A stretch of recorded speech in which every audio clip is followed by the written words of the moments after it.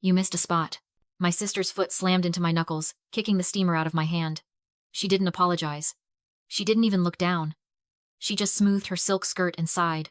Honestly, Diana, she said, checking her reflection in the mirror. If you can't even handle a steamer, why are you here? From across the room, my mother didn't ask if I was hurt. She just narrowed her eyes. Be careful with that fabric, she snapped. It costs more than your car. I looked down at my wrist. Hidden beneath the sleeve of my modest blouse was a Patek Philippe watch worth $50,000. I checked the time. 4:12 p.m. The mercy period had just expired. Before I tell you what I did with the steamer, drop a comment. What's the most disrespectful thing a family member has ever said to you? I'm reading everything tonight. I stood up, brushing imaginary dust from my skirt. I didn't look at Brittany. I didn't look at my mother. I just walked out of the suite and into the hallway, the sound of their complaints fading behind me. I leaned against the wall and took a deep breath. My name is Diana, and I'm 27 years old. To my family, I'm the struggling assistant, the one who didn't make it, the one who needs their charity to survive. To the rest of the world, I'm the fixer. I run a crisis management firm that handles scandals for billionaires, politicians, and celebrities. My base salary is $850,000 a year, not including success bonuses that often double that amount. I own a $2.8 million home in a gated community that my parents don't know exists. I checked my phone. 3 missed calls from a client in London. A text from my assistant confirming the wire transfer for a settlement I'd negotiated that morning. I looked back at the door to the bridal suite. 10 years ago, when I was 17, my father sat me down and explained that they couldn't afford to send me to the private university I'd been accepted to. He said they had to save for Brittany's future because she needed more help. I accepted it. I went to a state school on a scholarship and worked 2 jobs. 3 years ago, when my parents were facing foreclosure on their home, I secretly bought the note from the bank through a shell company. I became their lender so they wouldn't lose the roof over their heads. I never told them. I let them believe the bank had made a clerical error in their favor. That was the trap. I had spent my entire life believing that if I was useful enough, if I solved enough problems, if I stayed quiet enough, they would eventually love me. It's a common delusion among children who grow up in homes where affection is transactional. You convince yourself that your value lies in your utility. You become a tool, an object, a servant. Because objects don't get abandoned. But today, listening to my mother criticize my steaming technique while my sister kicked me, something snapped. I realized I wasn't waiting for them to love me. I was waiting for permission to stop trying. I looked at the time again. The rehearsal dinner started in 45 minutes. I could leave now. I could get in my car and never look back. But I needed one last thing. Brittany's phone was sitting on the vanity in the suite, unlocked. It contained the emails proving she had been leaking stories about my clients to the press stories I had then been hired to fix. She was the leak. She was the reason my last 3 months had been a living hell.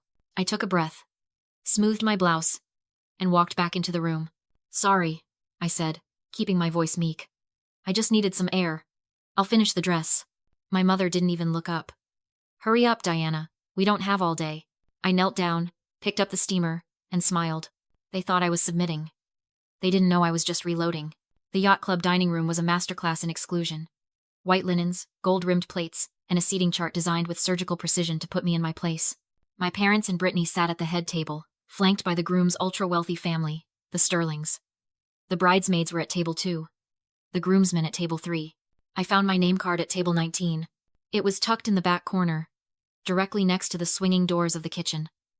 Every time a waiter entered, a blast of hot, garlic-scented air hit me in the face. My dinner companions were the groom's teenage cousins and a deaf aunt who kept asking me if I was the nanny. I sat down, smoothing the napkin over my lap. The waiter poured me a glass of tap water while the head table popped bottles of Dom Perignon. I watched my mother laugh at something Mrs. Sterling said, her hand resting possessively on Brittany's arm. They looked like a tableau of success. They had no idea who paid for it. When the bill for this exclusive venue buyout had come due last week, my father's credit card had been declined. The event coordinator had called me. Frantic. I had wired the $50,000 anonymously, under the guise of a banking error correction. My team had fabricated. I was paying to be humiliated. My father, Richard, stood up, tapping a silver knife against his crystal flute. The room hushed. He adjusted his silk tie, looking every inch the proud patriarch. When Susan and I raised our girls, he began, his voice booming with performative warmth. We taught them that excellence was the only option. And tonight, looking at Brittany, I know we succeeded. He raised his glass to the groom, Arthur Sterling's son. Brittany didn't just find a husband. She found a future. She secured a legacy. She is the shining star of this family, and we couldn't be prouder. Applause rippled through the room. Brittany beamed, fake tears shimmering in her eyes. Then, Richard's gaze drifted to the back of the room, to table 19. "And we have Diana," he said, his tone shifting to a patronizing chuckle. "Our little free spirit. She's still finding herself. Maybe one day, she'll catch a big fish like Brittany did. But until then, we love her anyway, don't we?" The room erupted in polite, pitying laughter. Heads turned to look at me. I saw the smirks. I saw the judgment. The failure. The charity case. My mother blew me a kiss. A gesture so condescending it felt like a slap.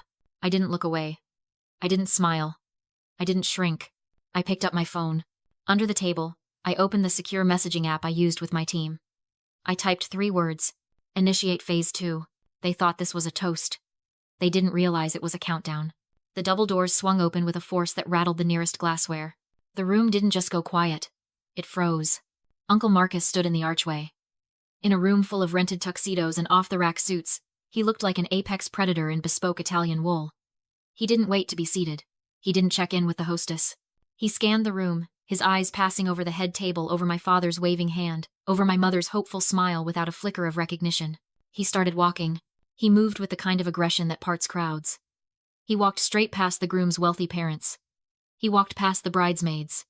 He walked past the open bar. He stopped at table 19. He pulled out the empty chair next to me, scraping the legs loudly against the floor, and sat down. He ignored the teenage cousins. He ignored the deaf aunt. He looked directly at me. "Tokyo is stalling," he said, his voice carrying in the silent room. "The merger is bleeding out, Diana. The senator says he won't sign off unless you broker the terms personally." I took a sip of my water. "Tell the senator if he wants me to broker the terms. He needs to stop hiding assets in the Caymans." I told him that yesterday. Marcus let out a bark of laughter. "I told him you'd say that. He's terrified of you." A shadow fell over the table. My father had rushed over, his smile strained, a vein pulsing in his forehead.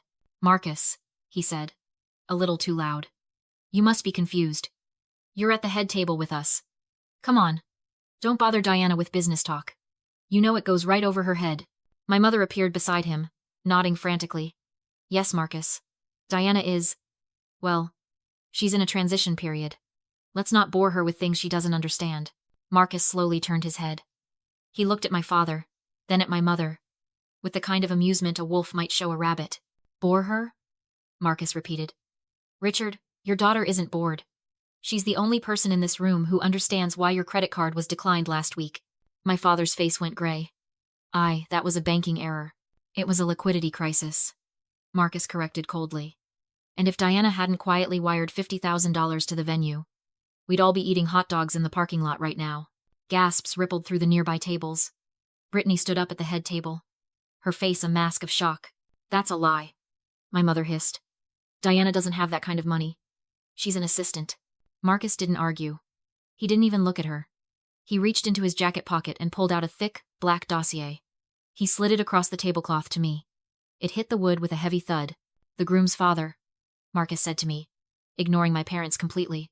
"The Sterling portfolio. You were right about the offshore accounts. It's all here. The SEC is raiding them on Monday morning."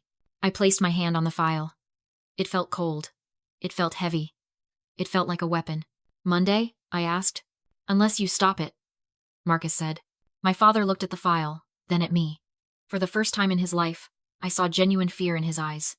He didn't understand the game, but he suddenly realized he wasn't the one playing it. "Diana?" he whispered. "What is going on?" I picked up the file. "Business, Dad," I said. "Things I don't understand. Remember? Arthur Sterling didn't walk across the room. He ran. The groom's father. A man worth $400 million. A man my parents had spent the last 6 months trying desperately to impress. Shoved past a waiter with a tray of salmon tartare. His face was a sheet of pale, sweaty panic. He wasn't looking at the bride. He wasn't looking at my parents. He was staring directly at the black dossier sitting next to my water glass. "Diana," he breathed, reaching the table. He gripped the back of my chair so hard his knuckles turned white. "Marcus told me. Is it true? Is the SEC actually moving on Monday?" I didn't stand up. I didn't smile. I just rested my hand on the leather cover of the file. "They aren't just moving, Arthur," I said softly. "They have the emails. All of them. Even the ones you thought you deleted from the encrypted server. Arthur made a sound like a wounded animal. My father, sensing the attention of the room but completely misreading the situation, stood up. He smoothed his jacket, putting on his best host smile. Arthur, please, Richard said, stepping between us. I apologize for my daughter. She's had a bit too much to drink. She doesn't know what she's talking about. Diana? Give Mr. Sterling his papers and go wait in the car. He reached for the dossier. Arthur Sterling slapped my father's hand away. It was a sharp, violent crack that echoed through the silent dining room. Don't you touch that. Arthur snarled at my father. Then he turned back to me, his eyes pleading. Diana, please. I know you handled the senator's leak. I know what you did for the tech merger in Silicon Valley. You're the only one who can kill this story before the market opens. My mother gasped. Her? Arthur, you must be mistaken. Diana is an assistant. She steams dresses. Arthur looked at my mother, then at me, confusion warring with desperation. Assistant? He asked. She's the most expensive crisis manager in North America. She charges $10,000 an hour. The silence that fell over the table was heavy, suffocating, and delicious. My mother's mouth opened, but no sound came out. Brittany looked from Arthur to me, her face crumbling as she realized her wedding, her perfect, expensive day, had just become a sidebar to my career. I need you, Arthur said, his voice trembling. Name your price, whatever it is, double it.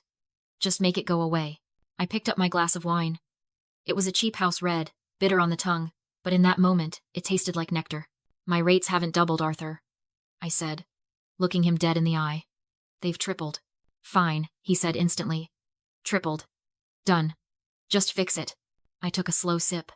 I let the silence stretch until it was almost unbearable. I looked at my father, who was staring at me with a mixture of horror and greed. I looked at my mother, who was looking at my designer watch as if seeing it for the first time. I can't do that, I said. Why? Arthur begged. Money isn't an issue. It's not about the money, I said coldly. I gestured to my parents, to Brittany, to the table by the kitchen door where they had seated me. I have a strict policy, Arthur. I don't work for the friends of people who disrespect me. Arthur froze. He looked at my parents. He looked at the seating chart. He looked at the way my mother was looking at me, not with love, but with calculation. The realization hit him. He wasn't losing his company because of the SEC. He was losing his company because he had aligned himself with people who treated the solution to his problems like garbage. You fools, Arthur hissed. Do you have any idea what you've done? My dad sputtered. Arthur, we didn't know. You didn't know your own daughter? I pushed the dossier toward him. Good luck Monday, I said, standing. He fled. My family froze, realizing their entire world had just collapsed. Brittany finally found her voice. You ruined everything, she whispered. No, I answered. I just declined a job. She shrieked about money, power, status. I stayed calm. He needs someone like me. But I have standards. My father tried to command me back into place. To beg, apologize, obey. I saw him clearly for the first time, not a king. Just a broke man in a rented tuxedo. No, I said. I resign. I listed every unpaid role. I'd been expected to fill steaming dresses, wrangling VIP cars, fixing crises, staying out of photos. Brittany raged that I owed her as the unofficial maid of honor. No, I said. My duty was to family. And you forfeited that. I signaled Henry. The music dropped. Lights rose. Bars closed. What are you doing? My mother gasped. I paid for this party, I said. And I just canceled the check. My father exploded. You're ruining this family. It's not about money, I called back. It's about respect. And you can't afford that either. I walked out lighter, freer until a hand slammed my car door shut. My father, desperate, cornered. You're not going anywhere. Everything you have belongs to me, he snarled. He demanded my keys, cards, equity claiming a decade-old investment. Delusion. Entitlement. The narcissist's last weapon. So I gave him the truth. I handed him a blue folder. The house he lived in? I owned the note. I had bought the mortgage years ago. You threatened your lender, I said quietly. Loan acceleration clause. You now owe $480,000. 30 days. Or I foreclose. His face drained. He collapsed. You can't do this. I'm your father. No, I said. You're a bad investment. I drove away. 40 minutes later, behind my estate gates, I opened a bottle of wine worth more than the wedding dress I'd abandoned. I blocked all of them. The quiet wasn't lonely.